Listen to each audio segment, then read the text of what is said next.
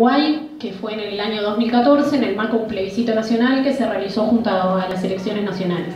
Para presentarnos un poquito más, Valentina es socióloga, trabaja en investigación social aplicada y yo trabajo en cárceles, coordino un programa que se llama Nada crece a la sombra y soy docente del Centro de Formación Penitenciaria. Así que vamos a empezar con un tráiler de una película que resume un poco lo que fue la estrategia comunicacional del No a la Baja. Es una película que está disponible online, que va a contar en 2 minutos muy resumido lo que nosotros lo vamos a aburrir durante otros 20. Me lo voy a quedar en la mano porque se va a caer.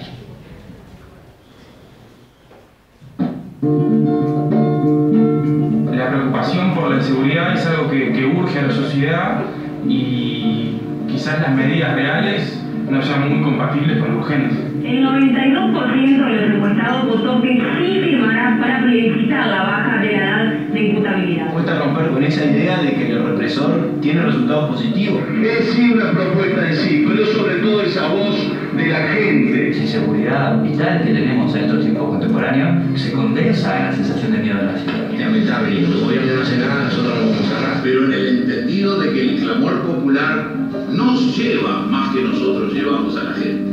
Por eso les digo, sigan firmando, porque es el grito del pueblo. Empezaron a seguir las encuestas. Empezó a verse que el apoyo al plebiscito era muy mayoritario. Las 2/3 partes de las carrugas piensan que hay que bajar la imputabilidad. El horizonte que se abría hacia el futuro era muy oscuro. Se presentó la Comisión Nacional que coordinará la campaña en contra de la rebaja de edad de imputabilidad penal. Todo lo que es el Uruguay organizado, toda la gente que trabaja por solucionar los problemas del Uruguay, se nucleó y acompañó la campaña No a la Baja. Se movilizó una masa gigante de jóvenes, tanto en Montevideo pero también en el interior. Que no querían enterarse de las decisiones políticas o sociales por el informativo, por la radio, sino de que querían participar. Tuvimos que tener como un trabajo como más interno de decir, bueno, ¿qué queremos decir? ¿A quién queremos convencer y cómo? Las campañas en el mundo se hacen así, eligiendo 2, 3, 4 mensajes, intentando no hablar de cualquier tema, sino de lo que uno quiere transmitir. Y todo fue exponencial, todo fue cada vez más grande, era demencial. Y hacer política no es solo como hacer política partidaria. Hacer política es decir, yo quiero que el mundo sea así y trabajo para eso.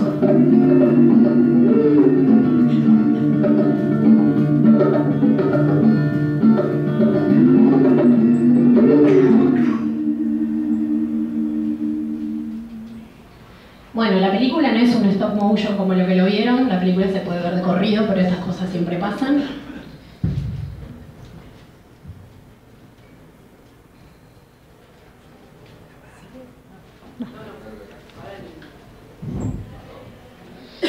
Bueno, algunos apuntecitos previo a empezar con la comunicación de la campaña para situarnos en Uruguay. Uruguay es un país, como se imaginan, muy distinto al que tienen ustedes y cada vez más también con las diferencias en los gobiernos. Uruguay no es un paraíso. Si bien se ha aprobado una agenda de derechos legislativa que parece avanzar en los derechos humanos y los derechos individuales, está muy lejos de ser un paraíso. Tenemos muchísimos problemas y entre los muchísimos problemas tenemos la situación carcelaria como uno de los grandes problemas. Tenemos 11.300 uruguayos presos, tenemos 3 de cada 1000 uruguayos privados de libertad. Es una cifra enorme para lo que es la población uruguaya. También tenemos un Estado que es súper punitivo. Ante todo, la respuesta siempre es penal y eso es un problema. Tenemos que entender que la respuesta penal no es una respuesta. Entonces, eso en Uruguay no está sobre la mesa. Tenemos también un Estado, acá también pasa, tenemos un Estado que falla permanentemente en cómo trata a determinada porción enorme de la población. Mientras nosotros en Uruguay reconocemos tener un estado de bienestar que se relaciona con nosotros mediante el acceso a los servicios y las políticas públicas, con un montón de población el Estado se relaciona a través de la policía. Y el Ministerio del Interior para nosotros, o el Ministerio de Seguridad para ustedes, en general no falla. Y por eso tenemos muchas personas privadas de libertad. Después tenemos un problema enorme en lo que es el dispositivo cárcel. El dispositivo cárcel es un dispositivo que viola sistemáticamente los derechos humanos y más allá de los derechos humanos es un dispositivo que condiciona día a día un montón la vida de los ciudadanos y también un montón la vida de todos nosotros, porque la seguridad en gran medida también es problema de lo que pasa en ese dispositivo cárcel. También tenemos la situación, que creo que ya lo reconocieron los compañeros en el panel anterior, el progresismo en América Latina, particularmente en Uruguay, también es extrapolable al resto de los países, no ha cambiado esta situación. El progresismo no se ha ocupado del dispositivo cárcel, o no lo ha intentado hacer, y si lo ha intentado hacer lo ha hecho muy poco. Entonces es difícil pensar también en esta estructura si es de la mano del progresismo o no. Por otro lado, también es necesario pensar la cárcel más allá del no a la baja. Nosotros tuvimos el plebiscito de no a la baja en 2014 y 3 años después seguimos con el mismo debate. Entonces realmente no ha cambiado demasiado. Y hay una cuestión que se da alrededor de este planteo de no a la baja. Las cárceles están. Las cárceles no necesitan que discutamos sobre no a la baja, si son punibles o no, a qué edad y demás. Las cárceles nos requieren trabajando hoy. Y eso es una cuestión que deberíamos entender nosotros como movimiento social, el sistema político y otros movimientos, para entender que la cárcel no necesita, si sale no a la baja o no, sí, obvio que todo va a ser mucho peor. Pero la cárcel sigue igual. Y merece una atención. El dispositivo cárcel merece que nos preocupemos por la cárcel más allá de si es no a la baja, que por supuesto todos queremos que sea no a la baja, pero ese dispositivo merece una urgente atención. Y como últimos 2 comentarios, uno es el tema de la cárcel como solución. Nosotros estamos discutiendo de no a la baja porque hay una enorme porción de gente, y en particular del sistema político, que ve la cárcel como solución. Y ese es un axioma que parece no discutirse, y lo tenemos que discutir. Esa es la base. Si no discutimos que la cárcel es la solución, tenemos un problema enorme. Y lo último, entender también para lo que es la política en Uruguay el grado de cercanía. El grado de cercanía en Uruguay para hacer este tipo de campañas, para nosotros mismos, poder militar y demás, es muy distinto al grado de cercanía que hay acá. Los políticos están realmente mucho más cerca, los problemas también están de alguna manera mucho más cerca, y es mucho más fácil quizá concluir o relacionarse. Entonces, un poco con este salpicón de información sobre Uruguay, presentar la campaña de nuevo, sabiendo que no es la panacea. Una organización que se llama Proderechos, como les decíamos, que trabaja hace 10 años en Uruguay. Seguimos siendo muy joven, aunque se nota la diferencia entre el video y ahora. Trabajamos básicamente alrededor de causas que, como saben, en Uruguay la agenda de derechos que le comentaba se ha conquistado de alguna forma. Estuvimos involucrados con la campaña de regulación del aborto, del matrimonio igualitario, de regulación del mercado de marihuana, y estuvimos involucrados con 2 plebiscitos, lo que fue la votación por el sí para intentar anular la ley de caducidad y pretensión punitiva del Estado, que es la ley que mantiene impunes los crímenes de dictadura. En eso sí nos están ganando años luz, a pesar de este embrión reaccionario que tuvieron en estos días, y el no a la baja. Trabajamos básicamente en 4 áreas de trabajo coordinadas, que son el lobby, o la incidencia directa, la calificación del debate. Por ejemplo, tomamos los temas en los que trabajamos e intentamos que la academia intente formar opinión sobre esos temas, intentamos como de alguna manera que se debata, que se construya conocimiento alrededor de eso, la movilización, lo que saben, sacar a la gente a la calle, y las campañas, que es básicamente donde nos vamos a centrar ahora. Y en particular vamos a conversar sobre la comunicación de la campaña de no a la baja.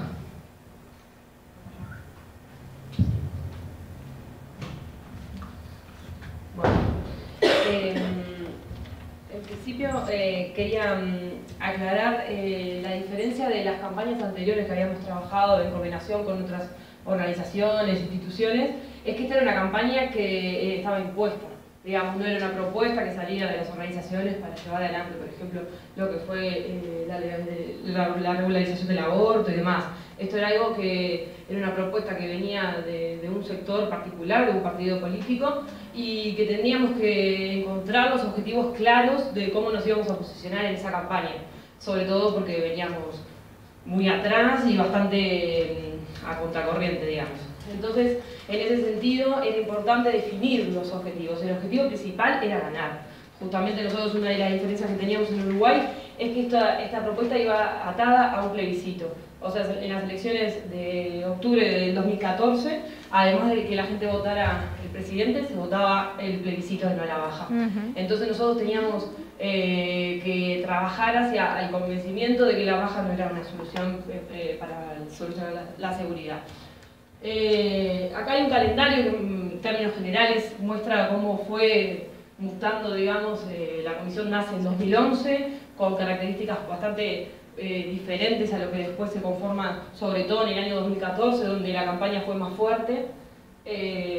Nace una comisión con muy pocos recursos y las campañas necesitan muchos recursos para llevar adelante, entonces había que ser muy estratega para poder llegar a la opinión pública. Los medios de comunicación son muy caros para poder llegar, entonces había que ver bien cómo dividíamos todo. Entonces la comisión ahí también crea contenidos, son argumentos al principio sobre todo muy largos, muy extensos, muy llevados hacia el lado jurídico, que limitaba un poco también la llegada de esa comunicación a todo el resto de la población. No había definido un público objetivo, que eso también es otra de las cosas importantes en una campaña. ¿A quién le hablamos?